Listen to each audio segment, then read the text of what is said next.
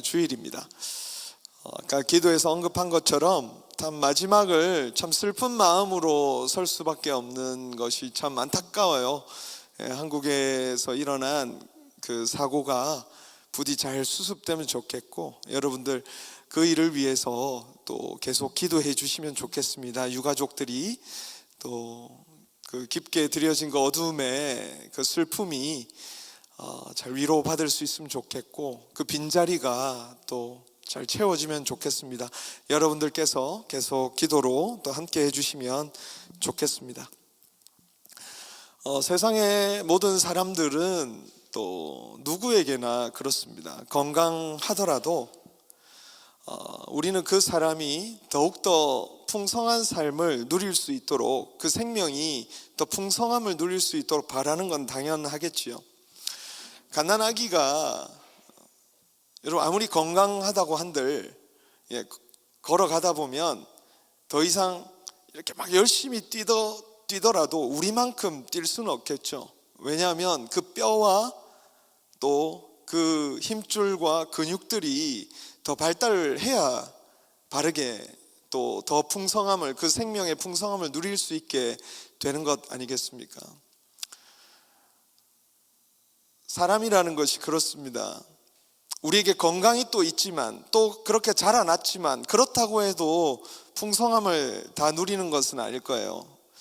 감옥에 갇혀 있다고 생각해 보십시오. 그러면 그 사람은 그 감옥, 그 좁은 방 안에서 자신이 모든 것을 할 수 있는 그 건강과 체력과 나이가 되었지만 그 좁은 곳에서 아무것도 할 수 없을 거라는 것이죠. 우리의 영적 삶도 이와 마찬가지예요. 여러분이 영적으로 예수 그리스도 안에서 다시 태어났지만, 다시 태어나서 하나님의 백성으로 살아가지만, 그렇다고 해서 여러분들이 풍성하게 그 생명을 누리고 있다 말할 수 있느냐? 그것은 모르겠습니다. 그것은 여러분 각자의 삶이 아마 보여주는 것이겠죠. 예수님이 오신 것은 단순히 생명만 얻게 하시려고 오신 것이 아니라, 우리가 이 땅에 그 생명을 얻을 뿐 아니라 그 생명을 풍성히 누리기 원하는 것이 하나님의 마음이죠. 오늘 본문 10절입니다. 도둑이 오는 것은 도둑질하고 죽이고 멸망시키려는 것뿐이요, 그러나 예수님이 오신 건 뭐라고요? 양으로 생명을 얻게 하고 더 풍성히 얻게 하려는 것이라. 이게 예수님이 우리에게 주어진 이 생명을 단순히 그 생명이 존재하는 것뿐 아니라 풍성히 얻게 되는 것, 그것이 주님의 거룩한 뜻이라는 것입니다. 우리는 은혜 안에 자라나야 합니다. 지식, 체험, 또 확신, 주님과 함께 하면서 주님의 형상을 닮아가는 가운데 우리는 더 풍성한 은혜로 자라가야 해요. 그것이 우리가 가진 이 생명을 가장 아름답게 이 세상 가운데에서 누리고 바로 살아가는 길이겠죠. 그게 주님의 뜻이라는 것입니다. 그래서 오늘 본문에서는 주님께서 자신을 어떻게 묘사하고 있냐면, 자신을 양의 문이라고 얘기하고 있습니다. 우리가 이번 달 들어서 살펴보았던 예수님이 누구신가에 대한 질문, 예수님은 첫 번째 생명의 떡이라고 말씀하셨고, 또 세상의 빛이라고 말씀하셨고, 또 오늘 본문에서 이제 양의 문이라고 하시면서 예수님은 오늘 우리에게 무엇을 하러 오셨나, 예수님은 어떤 분이신가를 또 한 번 분명히 보여줍니다. 예수님은 여러분이 생명을 가지되 단순히 그냥 살아있는 것만 같은 그냥 형태만 갖춘 인생이 아니라 그 생명을 풍성히 누리고 여러분이 이 땅에 존재하는 그 아름다운 삶을 누리기를 원하시는 것이 바로 예수님의 이 땅 가운데 오신 목적이라는 것이죠. 이 양의 문이라고 하신 것은 여러분 당시 이스라엘의 사회에서 굉장히 시사하는 바, 매우 강렬한 이미지가 있는 말이에요. 여러분 당시에 목자들이 광야에서 양을 치는데 밤이 되면 어디로 가야 되겠습니까? 이 광야가 굉장히 이렇게 커요. 그러니까 갔다가 풀을 먹이고 다시 자기들이 집이 있는 곳까지 돌아오기는 힘든단 말이죠. 그래서 곳곳에 양의 우리들을 설치해 놨어요. 그러니까 돌로 담을 쌓아가지고 마치 홀슈같이 이제 말의 말발굽 같이 생긴 그 양 우리를 만들어 놓고 앞에는 좁은 통로, 양들만 들어갈 수 있는 문을 만드는 거예요. 근데 예수님께서 자신을 뭐라고 말씀하신다고요? 나는 양의 문이라 라고 말씀하신 것은 그 당시에 목자들이 어떻게 그 양의 문을 만들었냐면, 목자가 직접 그 이렇게 말발굽 홀슈같이 생긴 그곳 앞에서 밤새 잠을 자는 거예요. 아무도 자기의 양이 아닌 존재는 들어가지 못하도록 막고, 또 양이 어리석게 그 우리를 빠져나와서 다른 곳으로 가지 못하도록 막는 것, 그것이 바로 양의 문의 역할이고 목자의 역할이고, 오늘 예수님이 본인을 바로 그러한 목자와 같은 존재, 양의 문이다라고 묘사하고 있는 것이죠. 그러니까 우리가 문이라는 걸 생각해 보십시오. 여기는 지금 문이 많죠. 근데 저희 집에 들어오려면 저희 문을 열고 들어와야 돼요. 근데 그 문을 제가 열어줄까요, 안 열어줄까요, 여러분에게? 네, 약속이 돼 있으면 열어주겠죠. 그러나 약속 없이 찾아와서 문을 두드리면 아무도 열어주지 않을 거예요. 문을 열고 들어간다는 것은 그 안에 있는 모든 것들을 누릴 수 있게 된다는 말이죠. 그리고 또 문이라는 것의 역할이 뭡니까? 이제 그 집 안에서 누리고 있는 그 쉼과 안식을 방해하는 그 무엇도 그 문으로 통과할 수 없도록 또 막아주는, 프로텍트하는 역할을 하는 거죠. 그게 바로 양의 문의 역할인 것입니다. 특별히 이 본문에서 목자와 양으로 예수님께서 이스라엘 백성들과의 관계를 설정하신 것은 우리의 모습이 양과 같기 때문입니다. 양이 가지고 있는 그 짐승, 그 동물의 특징이 있거든요. 그 특징과 너무나도 같기 때문이고, 또한 그 양들이 활동하고 있는 그 광야는 마치 오늘 우리가 이 세상 가운데 살아가고 있는 곳과 비슷한 현실을 살아가고 있기 때문에. 광야는 어떻습니까? 사막이죠. 먹을 것도 부족하고, 밤이 되면 금방 온도가 떨어져요. 금세 추워집니다. 또 들짐승들이 다닙니다. 그런 곳에서 이 양이라는 존재는 지극히 아주 취약한 발러너블한 그런 존재가 바로 양이라는 것이죠. 저도 처음에 밴쿠버에 도착했을 때가 생각나요. 제가 이제 3년하고도 며칠이 지났습니다. 12월 20일 날 입국했거든요. 처음 왔을 때 저는 사실요, 그때 커피 한 잔도 제대로 못 시켰어요. 뭐 지금은 영어 잘하십니까? 물어보면 할 말은 없는데, 커피 한 잔 시키는 것도 겁이 나서 제가 도착한 지 며칠 만에 커피를 먹은 줄 아세요? 거의 한 4, 5일 만에 커피를 마셨어요. 왜냐하면 들어가서 커피를 주문해야 되는데 그게 겁이 나서 들어가지를 못하겠더라고요. 누군가 저를 도와주는 사람, 이 밴쿠버 땅에 문을 열어줄 수 있는, 이 밴쿠버를 잘 아는 분이 계셔서 저를 이렇게 안내해 준 뒤에야 저는 비로소 하나하나 운전면허증도 바꾸고 또 집도 찾게 되고 모든 것들이 안정적으로 다가갈 수 있었습니다. 우리는 그 정도로 이 세상 가운데는 어느 순간 적응할 수 있지만, 그러나 우리는 여전히 이 세상에 대해서 여러분 잘 안다고 말할 수 있습니까? 잘 알지 못하죠. 바로 양이 그런 모습을 갖고 있습니다. 양은요, 방향 감각이 없대요, 여러분. 양은 지금 본인이 우리는 동서남북 이렇게, 밴쿠버에도 지도를 보면 우리는 몇 간지 숫자만 보면 사실 집을 찾아갈 수 있을 정도로 잘 되어 있죠. 그럼에도 불구하고 방향을 찾는 것은 양들에게 있어서 힘든 일이었습니다. 왜냐하면 시력이 굉장히 좋지 않은 것이 양이었습니다. 죄가 이게 죄인지 아닌지, 유혹인지 아닌지 구분하지 못한 채 어느 순간 이거 좋다고 하면 확 빠져버릴 수 있는 것, 눈앞에 보이는 것이 전부인 이 양에게 있어서는 그것을 따라갈 수밖에 없다는 것이죠. 이사야 53장 6절에서도 이렇게 고백하고 있습니다. 우리는 다 양 같아서 그릇 행하여 각기 제 길로 갔거늘 여호와께서는 우리 모두의 죄악을 그에게 담당시키셨도다. 이게 죄인지 아닌지, 이게 옳은 길인지 아닌지, 내가 가야 될 길인지 아닌지, 양은 방향 감각이 없는데 마치 우리의 모습도 그렇다라는 것이죠. 그리고 양은 또한 어떤 특성을 갖고 있냐면 양은 자신을 스스로 보호할 능력이 없습니다.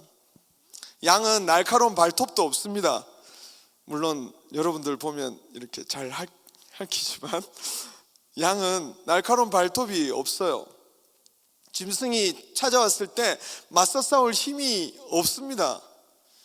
여러분, 양은요 넘어지면 스스로 일어날 수 없다고 그래요. 저는 깜짝 놀랐습니다. 양은 넘어지면 스스로 일어나질 못한대요. 그리고 나중에는 결국 배에 가스가 차서 죽게 되는 게 양의 모습이라 그러는 거죠.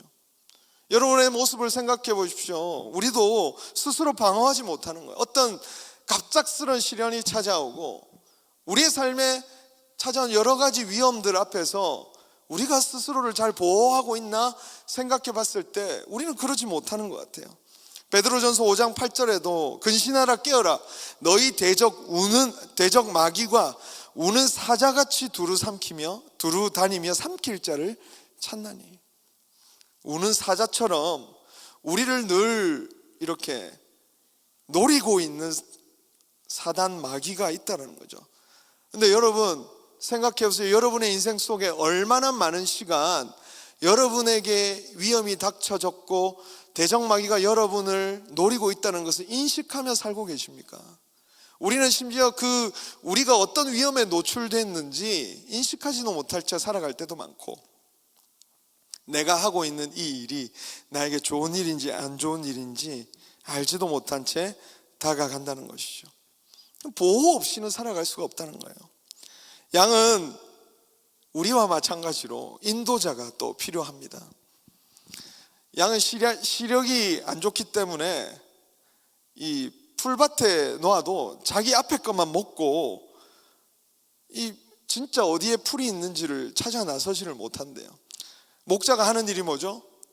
여기를 다 먹으면 이제 뭘 해야 됩니까? 이제 저쪽에 가서 양이 풀을 뜯을 수 있도록, 양은 이 목자가 계획을 세우는 것이죠. 그런데 이 양은 스스로 먹을 것을 찾아 헤매지 못하기 때문에 바로 목자가 그 양을 인도해 줘야만 먹을 곳을 찾아갈 수 있습니다. 마태복음 9장 36절에서도 무리를 보시고 불쌍히 여기시니 이는 그들이 목자 없는 양같이 고생하며 기진함이라. 목자가 없으면 양은 어떻게 한다고요? 계속 고생하는 거예요. 제가 얼마 전에 뉴스에서 한 양을 봤습니다. 한 양이 혼자 집을 나가가지고 길을 잃어버린 거예요. 그러니까 하도 오래되니까 양이 털이 가득해진 거예요. 근데 어느 순간 그 털이 너무나도 깊게 이렇게 무거워지고 이렇게 엄청 딱딱해져 가지고 더 이상 이 양이 자기 털 때문에 더 이상 살아갈 수 없는 지경에 놓인 거죠. 그때 이제 발견이 된 거예요. 그 털을 이렇게 미는 장면을 봤는데 이 털이 어느 순간 살갗을 파고드는 그런 상태에 놓인 것을 보았습니다. 우리는 오늘 어쩌면 이 양과 같이 주님께서 인도해 주지 않으시면, 주님이 목자가 되셔서 우리의 삶을 이끌어 주지 아니하시면 우리는 어느 순간 무엇을 먹어야 될지, 무엇이 좋은 것인지, 내게 정말 무엇이 양식이 되어 나를 풍성하게 할 것인지를 모른 채 다닐 수 있게 된다는 측면에서 양과 우리는 일말의 차이가 없다는 것입니다. 그러나 감사한 것은 바로 그런 양과 같은 우리에게 예수님께서 무엇이 되어주겠다고 하시는 거죠? 목자가 되어주시겠다, 우리를 인도해 주시겠다라고 얘기하시고 있는 거죠. 9절 말씀입니다. 우리 같이 한번 읽어볼까요? 시작. 내가 문이니 누구든지 나로 말미암아 들어가면 구원을 받고 또는 들어가며 나오며 꼴을 얻으리라. 예수님은 바로 문이 되어주셔서 나중에 선한 목자라고 본인을 소개하시면서 바로 오늘 우리가 어디로 가야 할지를 아시고 바로 꼴을 얻을 수 있도록, 꼴은 먹이에요, 먹이를 얻을 수 있도록 우리를 이끌어 주시겠다라고 얘기하고 있습니다. 14장 6절에서도 예수께서 이르시되 내가 곧 길이요 진리요 생명이니 나로 말미암지 않고는 아버지께로 올 자가 없느니라 라고 얘기하시며, 우리에게 진짜 필요한 아버지께로 주님은 문이 되셔서 하나님 아버지께로, 하나님 나라의 그 보호와 안식 가운데로 우리를 인도해 주신다라고 말씀해 주시는 것이죠. 광야 같은 이 세상을 살아가며 우리에게 필요한 것이 뭔가라고 한다면 양과 같은 우리에게는 바로 보호자요, 인도자요, 목자가 필요하다는 사실을 여러분 믿을 수 있기를 바랍니다. 오늘 본문은 우리 목자가 어떤 분이신지에 대해서 더 분명히 말씀해 주고 있습니다. 14절인데요 15절까지 한번 읽어봅시다. 시작. 나는 선한 목자라. 나는 내 양을 알고 양도 나를 아는 것이 아버지께서 나를 아시고 내가 아버지를 아는 것 같으니 나는 양을 위하여 목숨을 버리노라. 오늘 본문을 보니까 이 목자이신 주님, 우리가 주님을 따라가는 게 있어서 너무나도 복된 것은 뭐냐면 주님이 우리를 아신다는 거예요. 주님을 우리를 아신다는 거죠. 여러분 전체가 그냥 삼성교회 청년부 이렇게 모여있네 이게 아니라 한 사람 한 사람을 아시고 여러분을 이해하신다라고 말씀해 주고 있는 거죠. 15절에는 아버지께서 나를 아시고 내가 아버지를 아는 것 같이 우리를 안다고 얘기하고 있어요. 여러분 이거는 굉장히 충격적인 이야기입니다. 예수님과 아버지 하나님은 하나시거든요. 그러나 구분이 되시지만 하나시죠. 온전한 연합 가운데 계시잖아요. 그러니까 아버지가 생각한 즉 아들이 아는 그 정도의 친밀한 연합 가운데 있는 건데 예수님이 오늘 우리를 아시는 것을 어떠한 관계라고 말씀하고 있다고요? 나와 아버지와의 관계처럼 내가 너희를 알고 있다.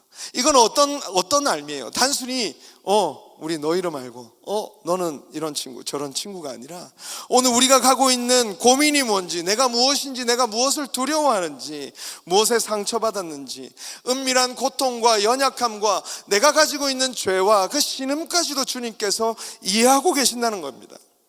사랑하는 주님께서 여러분을 아실 때 여러분의 모든 고통과 슬픔을 이해하고 계시니 여러분 결코 숨길 필요가 없어요. 어쩌면 우리가 도저히 기도할 수 없을 때가 있잖아요. 그렇지 않나요? 너무 힘들 때는 기도도 안 돼요.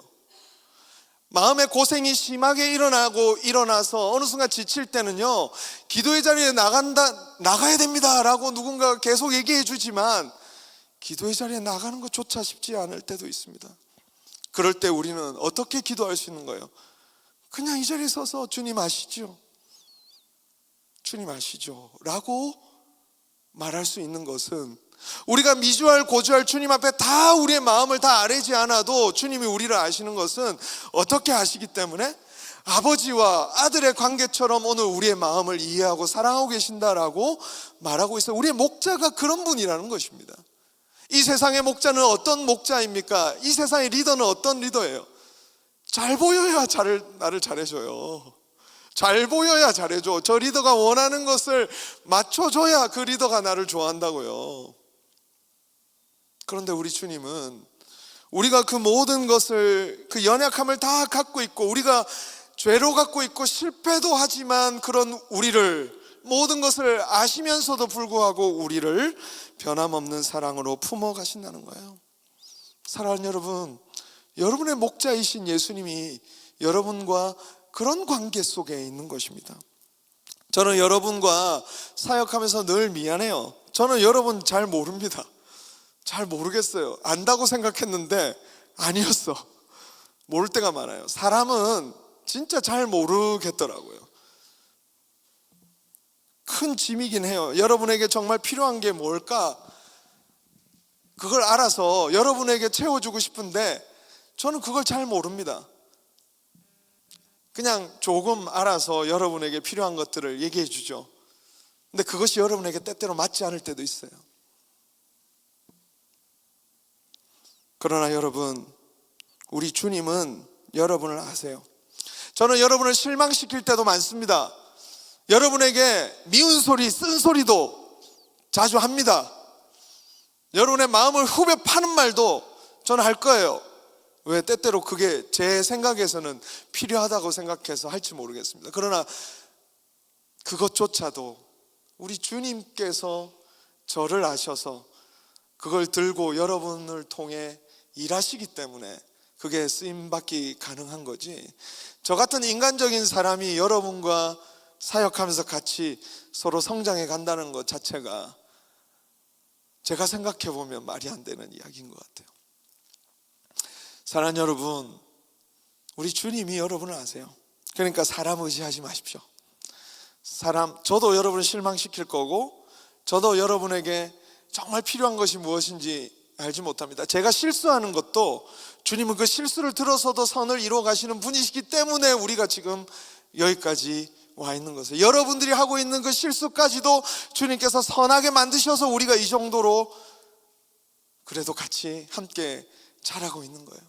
사람을 의지할 것이 아니라 우리의 삶에 정말 필요한 것은 주님을 끝까지 의지하는 것입니다.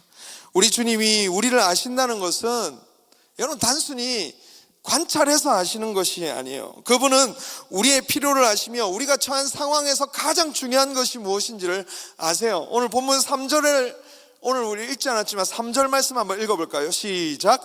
문지기는 그를 위하여 문을 열고 양은 그의 음성을 듣나니 그가 자기 양의 이름을 각각 불러 인도해내느니라.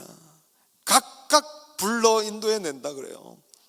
진짜 제가 이제 양치는 목동 다큐멘터리를 봤는데 진짜 양이 한 마리씩 지나가는데 그 양의 이름을 다 부르는 거예요. 근데 제가 볼 땐 그 양이 다 똑같이 생겼거든요. 우리는 뭐 물론 다 다르게 지금 보면 다 특수하게 생겼잖아요, 얼굴들이.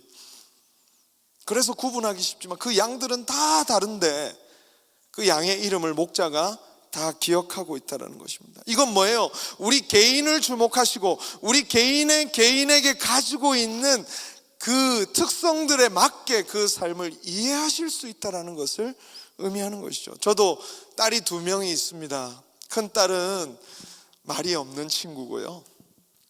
뭐 둘째도 사람들 앞에서 말이 없지만 둘째는 근데 집에서는 말이 많습니다.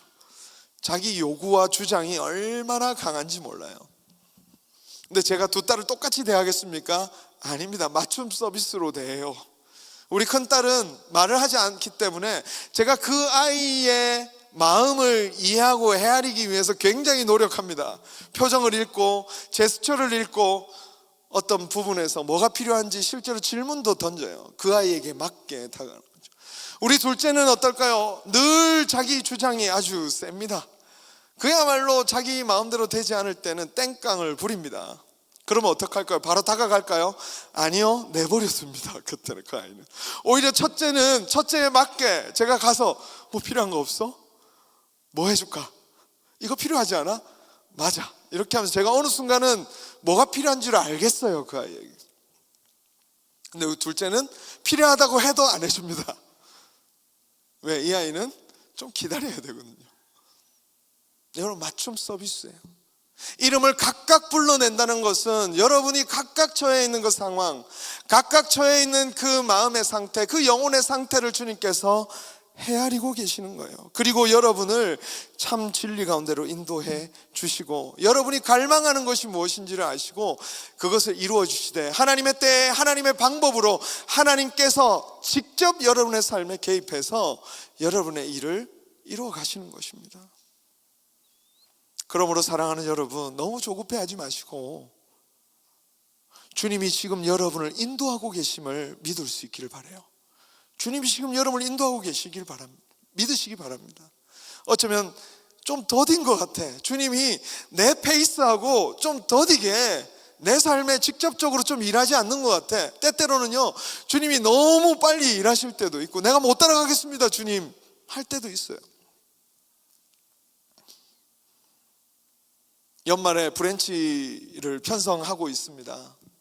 브랜치 장들과 함께, 부브랜치 장들과 함께 머리를 맞대며 브랜치를 편성하는데 참 힘든 작업이에요. 여러분, 이 작업이 참 힘들어요.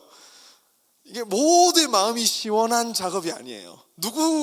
누구는 만족해서 나갈 수 있는 이런 작업이 아니라 모두가 서로 조금씩 양보하고 내어놓지 않으면 안 되는 작업이거든요. 저도 어느 순간 마음이 지침이 찾아오는 거예요. 주님, 언제까지 이런 일을 해야 됩니까? 제가 목사면 이 일을 평생 해야 됩니까 주님? 근데 이 일을 통해서 제게 가르쳐 주시는 것이 있더라고요. 제 개인적으로 주님께서 이 과정을 통해서 배우게 하시는 것들이 있더라고요. 그것을 지금 배워가고 있는 중입니다. 뭘 배우는지 알고 싶으면 찾아오세요. 티타임 하며 가르쳐 드리겠습니다. 그리고 저도 여러분에게 물을 겁니다. 여러분은 지금 하나님 앞에서 무엇을 배우고 계십니까? 주님이 여러분을 어떻게 인도하고 계십니까? 주거니 받거니 우리 서로 2024년을 마무리해 봅시다. 우리는 그렇게 우리의 약점과 실패를 넘어 우리의 가능성과 잠재력까지 아시는 그 주님께서 우리를 인도하고 계셔서 어쩌면 나에 맞는 일정을 지금 소화해주고 계신 거예요. 가장 여러분에게 맞는 그 상황과 환경을 지금 조성해 주신 거예요. 이게 절망과 실패라는 관점으로 바라보면 여러분 이것은 우리에게 아마 잘 보이지 않는 일이 될 겁니다. 그러나 우리의 컨텍스트를 어디에 놓아야 돼요? 양과 목자라는 컨텍스트 안에 둬보십시오. 그러면 내 삶이 좀 보이기 시작할 거예요. 어떤 아무것도 보이지 않는 현실인데요, 어떻게 하라고 말입니까? 아무리 그러더라도 여러분 양과 목자 그 컨텍스트 안에서 여러분의 삶을 다시 이해해 보십시오. 그러면 어느 순간 여러분의 삶이 조금씩 보여지기 시작할 것입니다. 예수님의 사랑은 단순히 여러분 그렇게 말로만 절대 끝나시는 분이 아닙니다. 오늘 본문에는 또 한 가지 중요한 선한 목자의 그 아주 아름다우신 성품이 있는데 그것은 양들을 위해서 생명을 내어 주신다는 것입니다. 우리 11절에서 13절 다시 한번 읽어보겠습니다. 시작. 나는 선한 목자라. 선한 목자는 양들을 위하여 목숨을 버리거니와 삭구는 목자가 아니요 양도 제 양이 아니라 이리가 오는 것을 보면 양을 버리고 달아나나니 이리가 양을 물어가고 또 해치느니라. 달아나는 것은 그가 삭군인 까닭에 양을 돌보지 아니하이나. 삭군은 어떻게 한다고요? 어려운 상황이 닥치면 양을 버리고 도망치는 거예요. 그런 면에서 저는 삭군과 가까운 사람인 것 같습니다. 아마 여러분에게 위험이 닥치면 저는 제일 먼저 도망갈 사람인 것 같아요. 그러나 우리 주님은 여러분을 절대 포기하지 않으실 것입니다. 목숨을 버리기까지. 양이 밤에 밤새도록 여러분 양을 지키려면 뭘 만나요? 짐승들이 찾아와요. 냄새를 맡거든요. 기가 막히게 양의 그 살냄새, 피냄새를 맡고 짐승들이 찾아올 거란 말이죠. 근데 목자는 밤새 뭘 하는 겁니까? 짐승이 찾아와도 육탄 몸으로 방어해야 되는 거예요. 왜냐하면 자기가 양의 문이잖아요. 밤새 그 자리를 지키는 거예요. 목숨을 걸고. 다윗이 골리앗을 무찌를 때 뭘로 무찔러요, 여러분? 물맷돌 가지고 무찌르잖아요. 근데 여러분 다윗이 그 물맷돌을 설명할 때 어떤 물맷돌이라고 얘기합니까? 내가 밤에 양을 돌볼 때 곰이나 사자들이 온다는 거죠. 개들로부터 내 양을 지키기 위해서 이 다윗이 연마한 것이 뭐예요? 바로 그 물맷돌이라는 것입니다.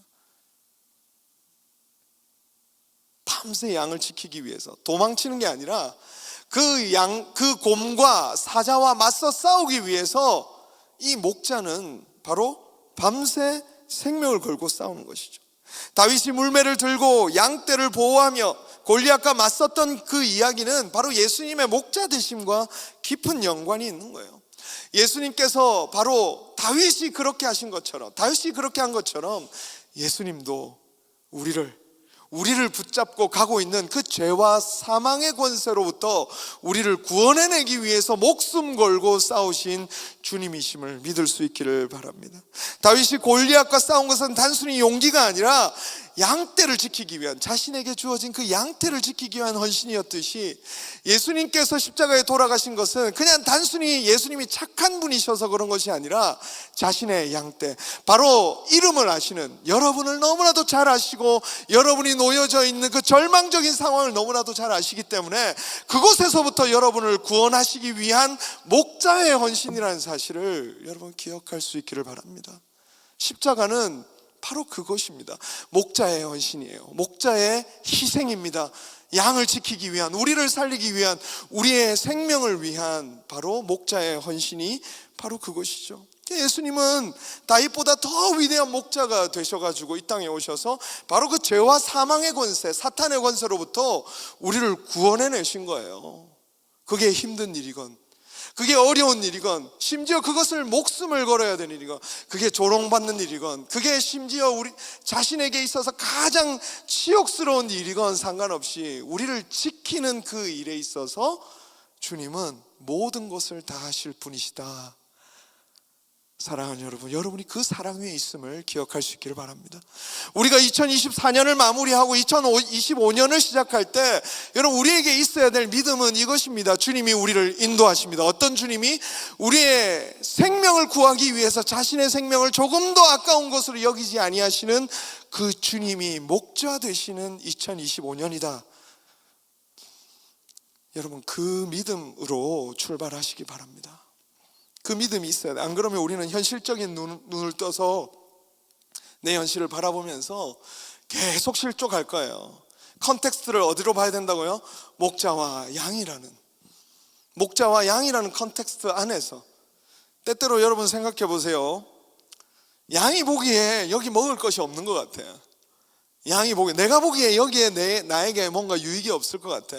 그 우리는 어떻게 해요? 거기서 불평하고 원망한다는 거죠. 그러나 그 길이 어디로 가는 길입니까? 목자와 양이라는 컨텍스트에 볼 때는 주님은 우리를 양의 우리로 데려가던 중이든지 아니면 또 다른 더 많은 먹을 것이 있는 곳으로 데려가고 있는 중이에요. 우리는 그 온도 외에서 늘 불평과 원망을 하는 거죠. 사랑하는 여러분, 우리는 우리 문이신 예수님, 그분을 열고 들어가야 돼요. 선한 목자이신 예수님, 우리를 인도하셔서 가장 좋은 곳으로 가시는 그 주님을 따라가야 됩니다. 여러분, 이 말을 주의 깊게 들으십시오. 4절 5절입니다 자기 양을 다 내놓은 후에 앞서 가면, 그러니까 양을 다 우리 밖으로 이제 꺼내놓는 거예요. 그러면 양들이 어떻게 하는, 그의 음성을 아는 고로 따라오되 타인의 음성을 알지 못하는 고로 타인을 따르지 아니하고 도리어 도망하는도다. 주님이 우리를 아시잖아요, 그죠? 여러분, 이제 우리에게 필요한 건 뭔가? 주님이 우리 양 한 마리 한 마리, 여러분 한 명 한 명을 너무나도 잘 아신단 말이죠. 그런데 더 놀랍게도 오늘 본문 방금 읽었던 이 말씀에는 무엇을 말합니까? 우리도 목자의 음성을 아는 고로 따라간다라는 거예요. 여러분, 예수 믿는 사람, 그리스도인은 뭔가? 그리스도께서 지금 어떤 말씀을 하시는지 아는 사람이에요. 여러분, 들리십니까?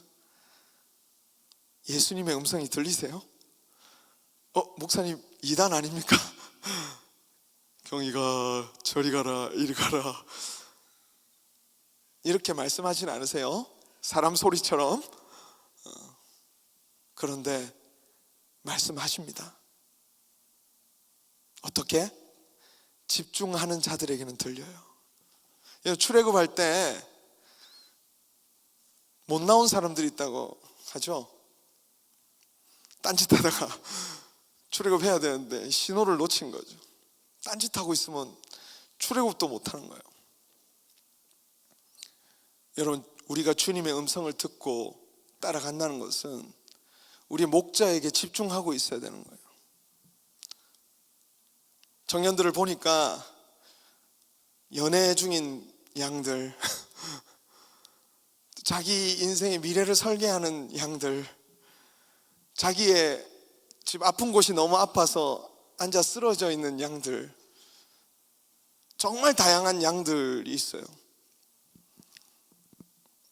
자기에게 집중할 때가 아니라 그 여러분의 상황들을 가장 잘 알고 인도하실 분이 목자시기 때문에 여러분들은 그 목자에 집중해야 됩니다. 여러분, 주님은 여러분을 인도하실 거예요. 우리가 어떤 일을 만나거든, 어떤 사건을 만나거든, 어떤 상황에 놓여지거든, 여러분 제일 먼저 해야 될 일은 뭐예요? 주님의 음성을 듣는 일입니다. 급하게 내가 뭘 해야 될지 착착착착착 계산이 되고 보이죠? 맞습니다. 그거 내려놓고 주님께 집중해야 됩니다. 그게 우선이에요. 내 생각이 내려져야 들린다는 사실을 여러분 기억할 수 있기를 바랍니다. 내 생각이 내려지고 내 판단이 내려져야 비로소 주님의 음성이 들리는 것입니다. 막막한 순간이 찾아올수록, 도저히 내 힘으로 해결할 수 없는 문제 앞에 놓일수록 여러분 기다려 보십시오. 주님이 말씀하실 때까지, 주님이 나에게 소망 주실 때까지, 주님이 이끄실 때까지 기다려 보십시오. 그 기다림의 시간. 우리가 기도에 대해서 나눈 적이 있죠. 기도는 마지막에 하는 행위가 아니라 최초에 하는 행위라고 한번 말씀을 나눈 적이 있습니다. 마지막에 하다 안 돼서 기도하는 것이 아니라 내 인생의 어떤 상황 속에서도 먼저 하나님의 뜻을 구하고, 목자이신, 나를 인도하실 그 목자이신 주님의 음성을 쫓아가는 삶, 그것이 이제 이 한 해를 마무리하고 새로운 한 해를 시작할 때 우리가 해야 될 일이에요. 제가 현대인들을 보면서, 또 청년들을 보면서 계속 기억하는 것은 그겁니다. 기도할 시간이 없구나. 캐나다는 더더욱 그래요. 왜냐하면 예배당이 열려있지 않잖아요. 한국은 그래도 열려있어서 와서 언제라도 기도할 수 있는 공간들이 있거든요. 근데 제가 여러분을 자세히 보니까 온전히 집중해서 기도하는 시간이 하루에 10분 이상 안 되는 것 같아요. 온전히 집중해서 여러분의 미래를 책임져 주실, 여러분의 필요한 것이 무엇인지 가장 잘 아시는 우리 목자이신 주님께서 우리를 인도해 주셔야 되는데, 그걸 듣는 시간이 하루에 10분도 안 되는 거예요. 나머지는 다 내 생각대로 하거나 세상이 주는 가르침과 교훈을 따라가는 거죠. 자, 그러면 결론. 여러분은 주님의 양입니까? 세상의 양입니까? 여러분, 양은, 목자가 양을 알듯이 양도 목자를 압니다. 여러분의 목자의 마음과 뜻을 알고 계시나요? 우리의 삶에 어려움이 찾아오고, 또 어쩌면 2025년 우리는 장밋빛 미래를 꿈꾸지만 또다시 반복되는 일상들이 있을 겁니다. 그럼 그때마다 또 넘어지시겠습니까? 아니면 풍성한 삶을 누리게 하실, 우리를 그렇게 부르셔서 풍성한 삶을 누리게 하실 우리 목자이신 주님을 따라 나서시겠습니까? 사랑하는 여러분, 목자 음성을 들을 수 있는 2025년 될 수 있기를 주님의 이름으로 축원합니다. 음성을 듣고 따라가는 우리 모두 될 수 있기를 간절히 바랍니다. 이 시간 찬양하겠습니다. 우리 시간 같이 찬양할 때 여러분, 그럼에도 불구하고 아까 불렀던 찬양